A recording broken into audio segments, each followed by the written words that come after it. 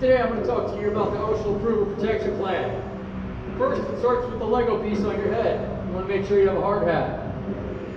Second, glasses on the project. It's important. I'm going to add a mask with adjust protection of the respiratory system. Of course, OSHA hasn't gotten that far yet. I'm a bit ahead. Third, the gloves.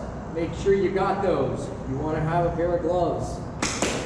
Everything's going to be protected on those hands. And there it is, that green vest and a set of boots. You want to test out your Lego piece? Make sure that if you're wearing a hard hat, they'll stay on your head. Now this job comes with no training. We'll put you right in the field so that you can get ready for action. What I can tell you is all the previous projects and jobs I had, they came with no training either. So here we are. Get to work.